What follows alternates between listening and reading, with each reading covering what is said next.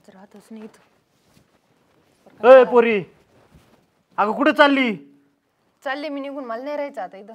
अगं पण थोडा तरी विचार कर, तू लगेच घर सोडून जाते तो या असल्या गोष्टीमुळं. हे बघा बाबा, गेली 3 वर्ष बा कॉलेज संपून गेले आणि 3 वर्ष झाले तुम्ही नुसतं मला घरातच ठेवलंय. अगं पण तुझ्यासाठी चांगलं स्थळ बघतोय ना आपण. कायचं बाबा स्थळ बघताय? 3 वर्षापासून तुम्ही हेच करताय, स्थळ बघतो स्थळ बघतो. अगं पण चांगल्या स्थळासाठीच आपण थांबलोय ना. हा कमी उगा कोणाच्या गळ्यात मारून देणार आहे तुला? पण बस ना, किती चांगलं बघता तुम्ही. तुम्हाला सगळं परफेक्टच माणूस पाहिजे ना, असं नाही भेटत. थोडं ऍडजस्टमेंट करावी लागती. झालं 25 वर गेले मी 25च्या. अगं पण तू मुलगी आहे, मी तुझा बाप आहे. शेवटी मला वाटणारच ना पोरीला सगळ्या बाजूनी चांगलं मिळावं. तुम्हाला मस्त वाटतं, पण आता स्थळ बघणार मध्यस्थी सुद्धा कंटाळून गेलेत.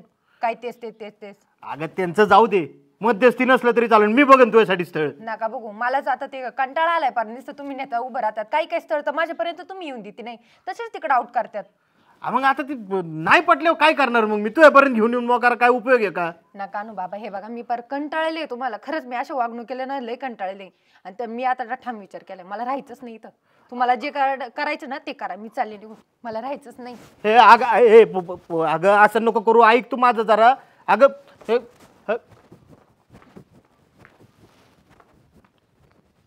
माझं ऐकशील ना तेव्हा माघारी येशील नक्की. अहो तात्या, अहो काय झालं? अशी का चालले तुम्ही? अहो एवढं का असं तोंड सुकून चालले? काय झालं? अगं काय सांगायचं तुला, ही पोरगी घर सोडून गेली माझी. आणि गेली ती गेली, अजून माघारी नाही आली. तू दिसली कुठं? अहो मला मगाशी जाताना दिसली. मी तिला विचारलं बी, मला काहीच नाही बोलली. पिशवी होती हातात, बॅग अडकवली होती, गेली निघून तारा तारा. काय ही पोरं कशाचा राग डोक्यात घालून घ्या, त्यानं काय सांगता येत नाही. आमच्यासारख्या म्हाताऱ्या माणसाला घोर लागतोय बघ जीवाला.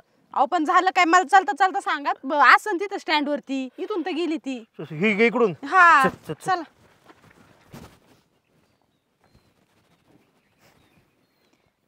नितीन काय करतो?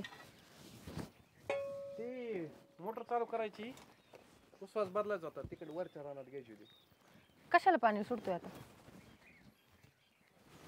कांद्याला पण द्यायची ना. हा का? आता काय शेवटचे 2 पाणी बसतील फक्त. बरं आहे मग. तू कुठून चालली बॅग घेऊन? मी आले घरून निघून. हा घरून आले निघून. ती काय घरची आली तुझ्या माग? हे काय तात्या, इथं तर आहे. तीन कुठे गेली? का होता ते? काय झालं? काय आता विचारा तुम्हीच. काय विचारा तुम्ही? तुम्हीच विचार करा ना आता.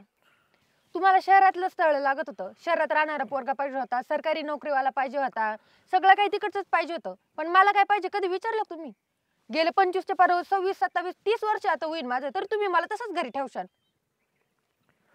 अगं पण तुझ्या चांगल्यासाठीच बोलतोय ना मी. पण तुम्ही कधी विचार केलाय का मला काय पाहिजे? काहीच नाही. तुम्ही तुमचंच रखडून धरलं. अगं पण आता शेती करणार का तू? आता मजुरी बिजुरी करायला तुला जमन का? म्हणून मला वाटलं चांगली नोकरदाराच्या घरी जावं. मग याच्यामुळे तुम्ही मला किती वर्ष असेच घालवले? 3 वर्ष झाले मी घरीच पडले ना. आणि याच्यात काय बरं कमी होती? चांगलं चांगलं किती एकर जमीन तुम्हाला? 6 एकर. बघा 6 एकर जमीन आहे. काय पिकतं तुमच्या शेतात? 2 एकर कांदा आहे, 2 एकर डाळिंब आहे, 1 एकर गुरांचं खायला आहे आणि 1 एकर भाजीपाला आहे, तरकारी. बघा बाबा, भाजीपाला आहे, सगळं आहे, सगळं चालणार आहे. असं नाही का त्यांची शेती बंद पडेल आहे. आणि आपल्या डोळे पुढेच नाहीये, आपल्याच गावात आहे नाहीये. उलट मला वाटतं मी जवळ राहीन, सुखी राहीन, म्हणजे तुमचा चेहरा मला दिसन. पण नाही, तुम्हाला लांबच नेऊन काढायचं मला. हा हे बघा बाबा, मला नाही हे पटलेलं असतं. चांगलं आहे, शेती आहे, मी सुखात राहीन. उलट शहरामध्ये कसं असतं, पुन्हा नुसतं 4 खोलीच्या आतच राहायचं. शेजारचं मरतं जगतं काही कळत नाही आपल्याला. इथं चांगलं आहे सगळं. आपले जवळचे माणसं, गावाची माणसं कशी असतात, शहराची माणसं कशी असतात.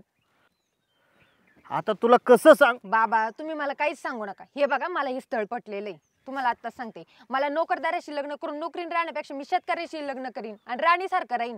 तुम्हाला तुमची पोरगी राणीसारखी आवडन का नोकरानीसारखी आवडन? आणि तुझी हाऊस मौज करता येईल का शहरासारखी इथं? करील करील. काही शहरासारखं शहरामध्ये काहीच नाही अडलेलं. सगळं काय ते आपल्या इकडे शेतकरी माणसं करत सगळ्या पुरी खरं तर सुखी तिथंच राहतात. शहरांच्या माणसाकडे काही सुख राहत नाही. इथं उलट चांगलं राहू आम्ही. माझं नाही काय अडचण. बघा आता पोरांनी ठरवले, तुम्ही तुमचं बघा बुवा. आता जाऊ द्या तात्या, बघितलंय तिने तिचंच तर मग घ्या ना आता बोलणी. मी करू बोलू आपण नानाला, बोलणी. बोलून घेतो मी. ते मला बोलतात नाही, ते मला तर नानाला, आवडलेलीच तुम्ही मी घ्या म्हणून बोलून स्थळ करून. पाठवलं होतं पहिल्यांदाच. बरं एक काम करा बाबा, या अशी निघून जाण्यापेक्षा तुमचं तात्या बोलून घ्या नाना, आणि काय असेल ते बघा तुमचं घरी. 4 माणसात बसून बोलू सगळं व्यवस्थित आणि मग करून टाकू. ऐक आता मी बोलवतो त्यांना. शेवटी ती सुखी तर आम्ही सुखी, आणि तिच्यासाठीच करतोय आम्ही सगळं. तिची इच्छा आहे ना तर तिच्या म्हणण्याप्रमाणे होऊ दे बाबा. पोरीला जास्त कळतंय, माझं डोळं उघडलं आज. खरं आहे ती म्हणती ती. काय शहरात तरी जाऊन करायचं आणि काय नोकरदारांच्या नादी लागायचंय. अहो शेतीला चांगलंच दिवस आहेत, वाईट दिवस का आलं माहिती आहे का? जेव्हा आमच्यासारखं शेतकरीच म्हणायला लागलं का शेतकऱ्याला पोरगी द्यायची नाही, तेव्हा वाईट दिवस आलं शेतीला. बरं झालं ना तुझ्या मनासारखं? मी तुम्हाला हेच सांगायचा प्रयत्न करत होते. चालायचं बाबा आता. आमची डोकी कुठे एवढी चालायच्यात? आम्हाला वाटलं आम्हालाच लेखळत आहे. बरं चला घरी, राग डोक्यात घालून घेऊ नका. तुमचं नाना तेवढं पाठवून द्या बरं का. ते नाही आले तर तुम्ही जा, घ्या बोलणी करून. हाय का नाही, उरकन पटकुनी लग्न बी. हम्म.